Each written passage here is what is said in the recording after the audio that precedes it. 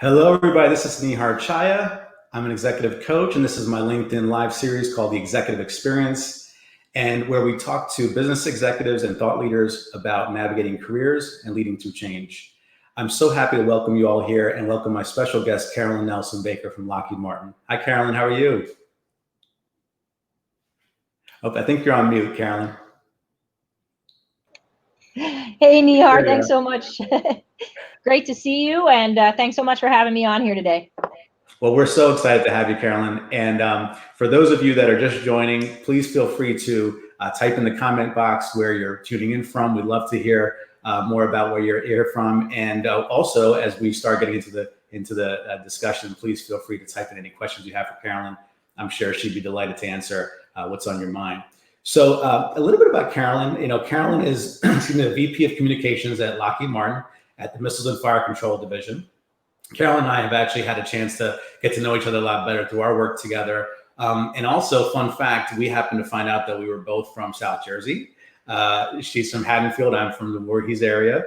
And Carolyn, as you know, we both have spouses that are Brits. Yes. Which is interesting. My wife is from London and your husband is from UK. Yep. Yeah. The West Country. That's right. And so, and actually, Carolyn actually has a pretty amazing pedigree. She actually studied at the London School of Economics and started her career at GW, I believe, undergrad, I think. Yep, GW undergrad, and then LSE for graduate school. Yeah, and what we were talking about before was really exciting, Carolyn, that you actually majored in media and communications back in college, and you've actually followed through with this path through your whole career, which is really cool and pretty rare, I think. And being that LinkedIn is full of users and viewers that want to know more about people's jobs, and there was, that people are looking for new roles or networking in their own industry. I'd love to start off, Carolyn, with maybe you can tell us a little bit about what does a communications executive do, and what kind of got you interested in that field when you were in college? Sure. Well, to be honest, Nihar, I didn't really know that my job existed when I was in college. I thought maybe I'd go into doing movies or TV or something like that, but never really thought about the corporate communications track. So communications executives and everyone within our function, we're really the corporation storytellers. So what I would say is we're looking for the best stories to showcase, the products and portfolios that the products across our portfolio at Lockheed Martin and the employees that, make them all come to life, and then finding the ways that we can align that to the business strategy. So that, really ranges everything from all the internal communications that we do, making sure employees understand what they need, the information they need to get their jobs done, as well as the stories that we want them to hear and focus on, as well as really looking, externally. So how do we tell our stories to the media, to on social media, and really raise the brand awareness and the success of Lockheed Martin, so all of our stakeholders understand, the company's what we're doing to achieve the company's business objectives. Wonderful, wonderful, Carolyn. And I find that particularly now when we are living in such a technologically advanced world, I'd say relative to when you were in college, I mean, the whole landscape has changed, right? In terms of 24/7 communication and just the dissemination of information. What's it been like for you? Is it just a fast-paced, never-ending kind of job, or what's it been like? Yeah, it depends. It is definitely fast-paced, and that's one of the things that I love about it. No 2 days are ever the same. There's such an incredible amount of variety. But, the kind of 24/7 news cycle and the, amount of information that's out there is a challenge for all of us to keep up with. And then you take that, and that's part of your job, and you need to know. So I think, I joke sometimes that you don't really sleep. You get to take naps in between, reading your Twitter feed and the news highlights and all the different ways that you can get information. But I think when you work for a company like Lockheed Martin that's so closely aligned with, our nation and our allies, and these big policy things and world events, really do affect us. And so we need to stay on top and be really knowledgeable. At the same time, as communicators, as the ones that are on the edge, we need to make sure we're finding new ways to tell the story. So we are out being the early adopters of some of those new technologies and figuring out the best ways to use them, to tell our stories. Yeah, excellent. Well, I would love to actually give a quick shout out to some of the folks that are on the line. We've actually had quite a few people signing in here, and a lot of them from Orlando. So we have we have Fort Worth. Elizabeth Howard is on the line. Elizabeth, great to have you here. Ariel Ramjesh Chotu from Orlando. Wonderful to have you here. Crystal Patton from Grand Prairie, which is in your facilities, right? Yep. We have Dilla Pimentel from Orlando. Brittany Krause Sherlock from Orlando. Hey, my friend Darren from Nashville. Good to see you, Darren. And Caitlin DeRegla's on the phone on the line from DFW as well. Great to see you all here. Please keep thinking about any questions you have for Carolyn or for myself. As we think about leadership, and I'm an executive coach, so I help leaders typically at Carolyn's level, VP and the C-suite, navigate not just how they work with teams and engage and inspire their teams for peak performance, but also how they navigate their careers in a way that enables influence across different departments in the organization, how they build their brand, a lot of different things that Carolyn and I have talked about. And Carolyn, I'd love to actually talk a little bit about how you really kind of thought about your career trajectory up to the executive level.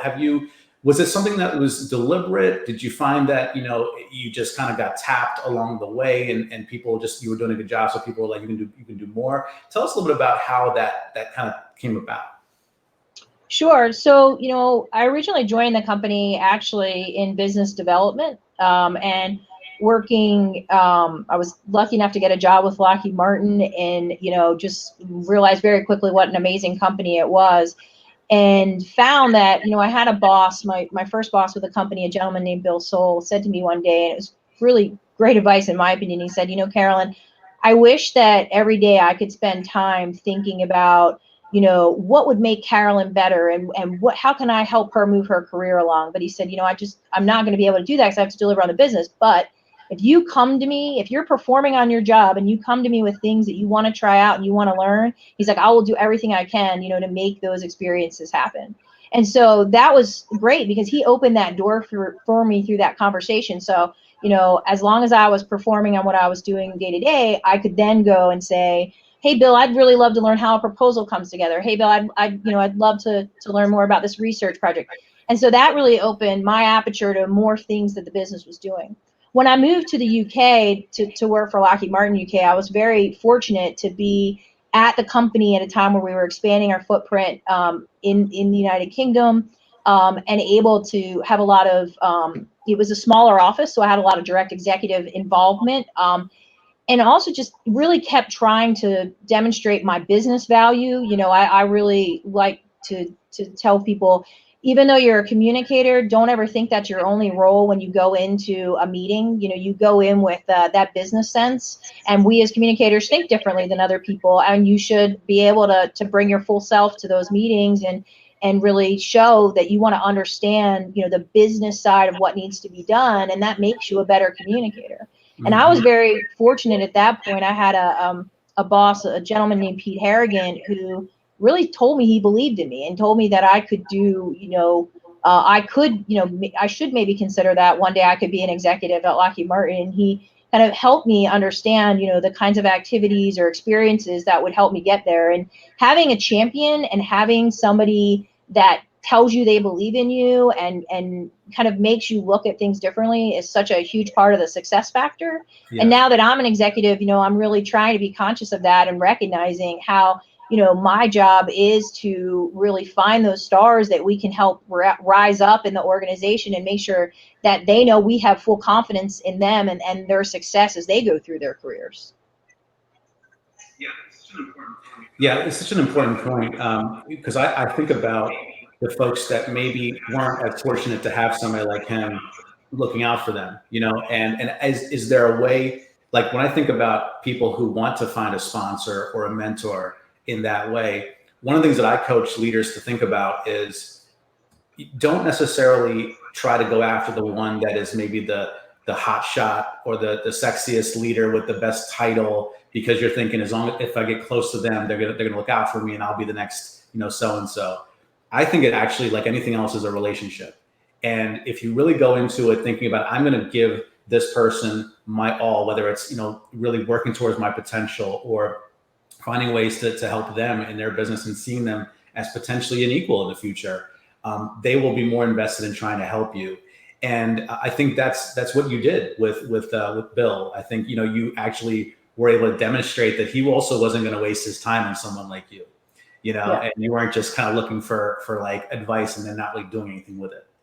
Yeah, absolutely. I mean, I think, obviously the number one thing is always to perform, right? And so if you're performing, people take notice. If you're, the one that's getting the work done and you're, reliable and you deliver high quality work product, I mean, that always does, set you apart. And I think then that inquisitiveness, like that really, wanting to learn more, being curious about how the business works, really wanting to understand, the different aspects of the business, I think is incredibly important.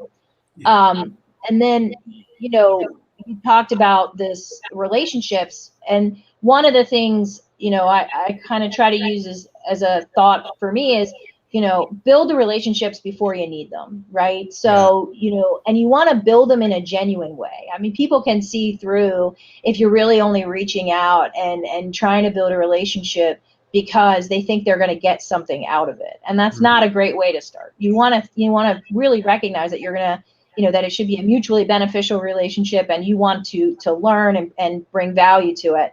But the thing is that, with a company like Lockheed Martin, where there's, 100,000 employees, more than 100,000 employees around the globe, those relationships matter incredibly. Your network is something that helps you get work done and also helps you build, helps you build effectiveness and a reputation. You want to think about the fact that people that have a positive experience with you, hopefully when your name comes up in a meeting and you're not in the room, they're remembering that and saying that.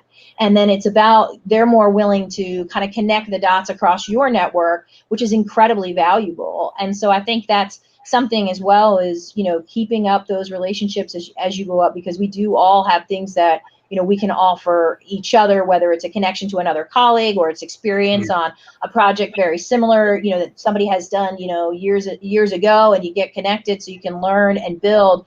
I think that just makes us all stronger across the company. Yeah, it's such an important point. Like it's so easy to wait till you're desperate to find relationships and a network. Right, that whole saying, dig your well before you're thirsty. I suppose that's what it is, but I might have gotten it wrong. But anyway, the idea of really just investing in those relationships, and I think with COVID and working from home, it's been even more challenging. I know for myself, like I really, one of the reasons why I got into executive coaching is I love nothing more than sitting with my clients and really feeling like I'm walking alongside them on their journey and helping them reach that highest potential.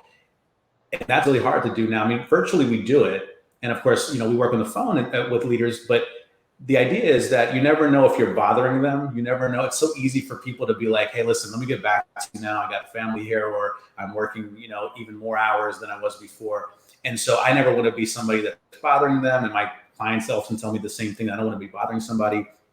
Do you have any tips on how to kind of cultivate those relationships working from home and keeping that presence somewhat still there, even though you can't really, walk down the hallway with them? Well, I think it's something we're all learning, right? I've definitely done more teleworking this year than I've done in my entire career to date. So, and I think I just started in this job that I'm in now, back in January. And so I didn't have that chance to really build those face-to-face relationships. But again, I think, recognizing that everybody has these external factors, right, that are in their lives and they're important. And I think, we've seen this wave where we've gone through, what the pandemic has done to us, where we thought maybe it would just be a couple weeks to a couple months to now, really having longer term impacts to the business. And so as our leadership team, we're looking at what collaboration tools we have out there, things like Slack and, the Zoom meetings and things that will allow us to see each other if it's even virtually. and also making sure we're focused on not always making them about business, right? Remembering that we want to demonstrate empathy. That's been a big thing from a communications perspective too, that we've looked at the business has said, hey, we're going to be, when we looked at COVID and we've looked at the way we've been communicating, we've really focused on being, transparent and empathetic, and to make sure people understand how much we recognize they have these external challenges and factors. And Mm-hmm. so, I do a series of like skip level meetings with small groups on my team. And, maybe traditionally I would have gone through those with much more of a focused agenda. But now we just really talk about what's going well, what's not, what's going personally. And people have said, they really like that, right? It isn't about all work all the time, because when they were in the office, they had time to do small chat and get to know people. And so we just have to look for ways, I think, to make that feel real and be real, in the virtual environment. Mm-hmm.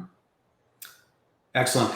So, those of you that are just tuning in, we'd love to hear more from you. Feel free to type in where you're tuning in from, any questions you have. Also, feel free to hit the like button if you like what you're hearing. Also, sharing, hitting the share button, because that'll invite some more people in your network to join us. We still have some time to ask Carolyn some questions. So, Carolyn, actually, there's quite a few comments here about, well, one, I think just the fortune of being able to find a good mentor. But at the same time, and I can vouch for this, having worked with Lockheed Martin for quite a few years too. There really is something special about the leaders wanting to bring people up with them, and I hope that there's more awareness that it's possible, because I've seen nothing but positive experiences with the people I've coached. They've been mentored by the EVP levels or higher, and they're mentoring people as well. So that's really exciting, and I know that you certainly have that passion to do that as well.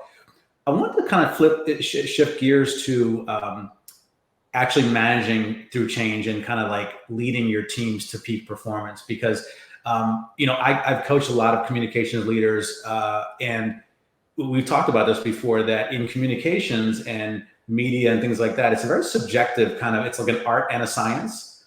You mentioned storytelling, for instance. I think there's also like a certain amount of metrics you have to follow in terms of engagement, things like that. But how do you suggest developing the talent around you or in your team when things are so subjective? How do you find the standards that they can follow? Any thoughts on that? Well, I think there's a couple of things that you can do. I mean, number one, it's showcasing what you think is a really good work product and making sure the team has that, ability to share those kind of examples. So again, and it's not competitive, but it's learning, right? You want to create an environment where people are encouraged to constantly learn. I think it's a combination of, player coach, where you're willing to jump in when you want to give very specific direction, but you also want to be able to stand on the sidelines and watch the team execute the play, because you've laid out that vision. We've done a lot of that work, on our team this year, where we laid out what we see as these kind of 10 attributes of what we would like to the MFC communications team to really, embody. We talked about being storytellers. We want them to be team players. We want them to build that network, to understand how, they may be an internal communicator, but that story that they've found is really interesting and demonstrate some of the company's values. There may be a way to flip that over and use that externally.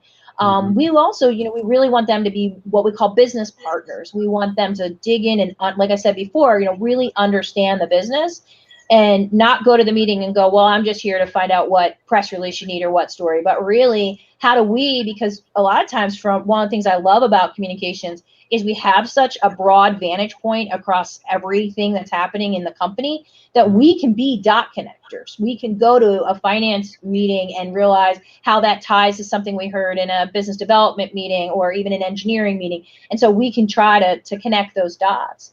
And I think too is really wanting to be those strategic advisors and recognizing we have all these tools in our toolkit now and all these channels to tell, stories. So, we don't want it to be a situation where someone comes to us and says, I need X, go deliver it. We want to be like, No, tell us your business objectives. Tell us what you're really trying to achieve. Tell us that, help us understand the story you want to tell. And then we're going to put together the best communications package, utilizing all the channels that we have available to get that message out. Right. And so, we really try to be deliberate in telling that to our team so that they can, broaden their thinking and know how we would like them to approach. And then you mentioned, metrics, and really also we have so many new tools to look at things like metrics, making sure that they have that data mindset too, so that, we can objectify where we can, a function that is kind of more subjective. Mm-hmm.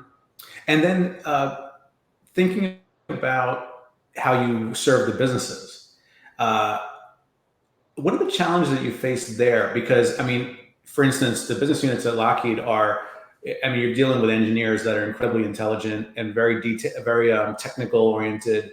I certainly am not an engineer. I don't think you are, but you are very effective in giving them confidence that you're going to be able to support them. How do you ramp up? How do you kind of be a credible partner? What are the ways that you develop their confidence in you to be a partner to them? I think, again, it's about wanting and demonstrating that you want to really understand, the business and learning as much as you can. And so a lot of our job as communicators is reframing the complicated in a, much more easily digested way. And Mm-hmm. so if you can you can see when you're building those relationships, when you say, okay, you've told me this really complicated thing, but the way I'd like to say it is this, and validate your understanding of it. And that goes a long way, because sometimes you're taking that engineers and you're helping them realize how they can get their message across more effectively as well, and how they can take something that's so complicated. But the Right. thing about Lockheed Martin is, like, we have the most exciting portfolio. So if you can't get excited by the work that Yeah. we do, it's, then I don't know, you can go work with some other product. I think that's the thing, is that there are just so many cool stories to tell across this business. I mean, we're working on things that people don't even know about, and we're just building tomorrow's technology. And so any way that we can help, get that excitement out, to the public through these channels that we have, I think also helps people, because sometimes they're working on something for so long behind closed doors, or, just something that feels, their focus is so, oh, I've got to execute to the program deliverables. And then we're able to, like, raise it up and be like, no, this is something that a lot of people would be interested in, and tie it again back to those bigger business, strategic goals that we have. I think that makes people really see value, and want to invest more in the relationship. When people get good communication support, that's the one problem we have. They want more good communication support. So Right. You do a good job and you risk being, over yeah, leveraged, but it's a good problem to have. good Um, problem. Yeah.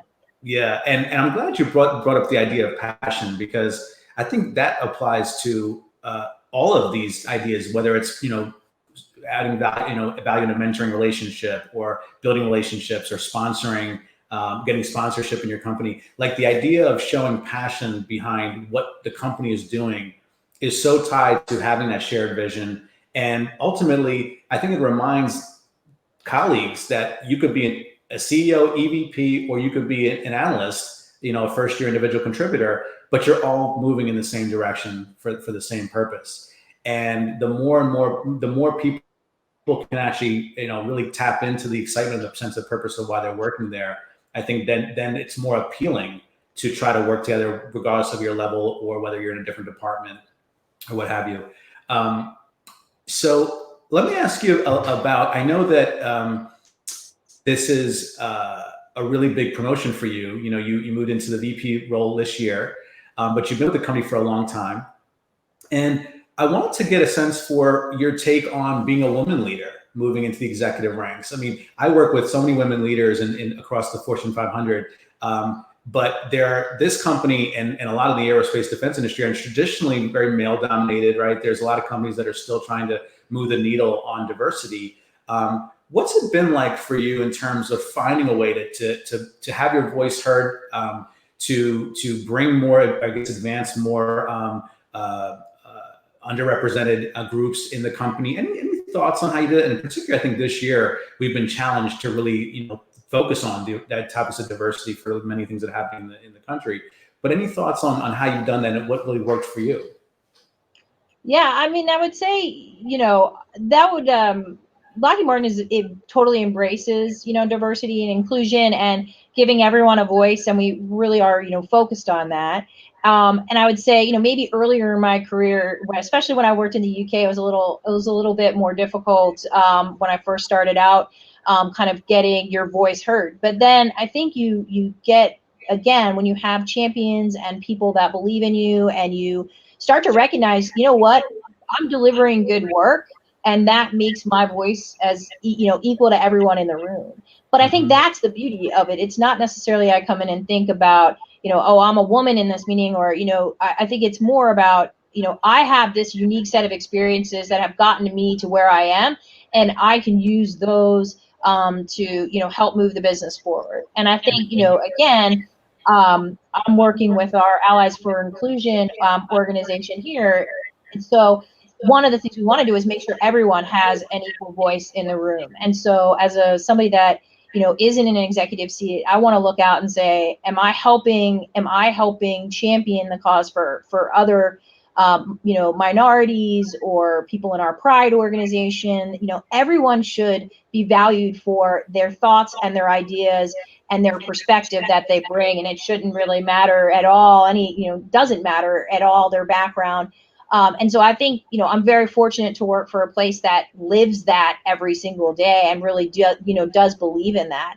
Mm-hmm. And so, one thing I would say, I am open about is, as a woman, leader, is that I have two very small kids. I have a 4-year-old and a 6-year-old that keep me very busy.